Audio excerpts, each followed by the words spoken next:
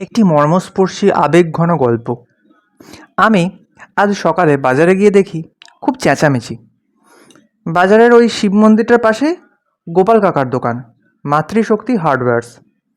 গোপাল কাকা সকালে এসে দেখে যে দোকানে কোলাপসেবলের তালা ভাঙা, শাটারটা অর্ধেক তোলা। গতকাল রাত্রি প্রায় 11:30টার সময় দোকান বন্ধ করেছিলেন, তালা মেরেছিলেন বেশ ভালো করে। দোকানের ভিতরে গিয়ে দেখলেন ওনার ড্রয়ার খোলা, আর যেখানটায় ক্যাশ থাকে সেই জায়গাটা ওলটপালট করা। কত গেল হিসেব করবার জন্য ক্যাশের বান্ডিলটা গুনলেন গোপাল কাকা। কিন্তু অদ্ভুত ব্যাপার তো, গতকালকে যখন শেষ হিসেব করেছিলেন ক্যাশ ছিল 6,000 টাকা, আর এখন হিসেব করে ক্যাশ দেখা যাচ্ছে 7,000 টাকা। কিছুই বুঝতে পারা যাচ্ছে না। উফ, এমনি যে দোকানের এই অবস্থা, লোকজন তামাশা দেখতে জড়ো হয়েছে, তার উপরে মাথাটাই খারাপ হয়ে গেল নাকি? টাকা তো কম হবে, তা নয় বেশি। একটু এদিক সেদিক তাকাতেই একটা চিরকুট ক্যাশ বাক্সের কাছে দেখতে পেয়ে সেটা তুলে পড়লেন গোপাল কাকা।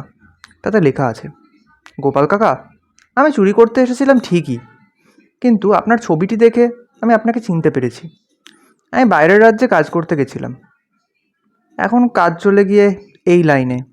যাই হোক, আমি ঠিকই মনে রেখেছি যে কিছু বছর আগে আমার মা যখন প্রচণ্ড অসুস্থ হয়েছিলেন, আপনি লোকজন জোগাড় করে আমার মাকে জ্বরে বেহুঁশ অবস্থায় নিয়ে সদর হাসপাতালে নিয়ে গিয়েছিলেন।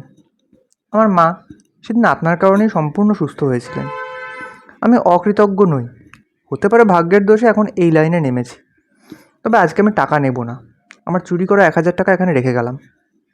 এই ঘটনার পরে কেটে গেছে প্রায় বছরখানেক। বাজারে একটা নতুন মুদির দোকান খুলেছে একটা কম বয়সী ছেলে। নানা রকম মুদিখানার জিনিস সময় মতো পাওয়া যায়, এর মধ্যেই বেশ কাস্টমার হয় দোকানটায়। গোপাল কাকা একদিন গেলেন সেই দোকানটায়। বেশি কিছু নয়, কেজি খানেক জিরাকাঠি চাল, মসুর ডাল 500 আর একটা ক্রিম ক্র্যাকার বিস্কুটের প্যাকেট কিনতে। বিল হবার কথা মোটামুটি 350 মতন। গোপাল কাকা একটা 500 নোট ছেলেটির দিকে এগিয়ে দিতেই ছেলেটি নোটটা না নিয়ে গোপাল কাকাকে একটা প্রণাম করে বলল, এবারটা লাগবে না কাকা। গোপাল কাকা ঠিক বুঝতে পারেননি।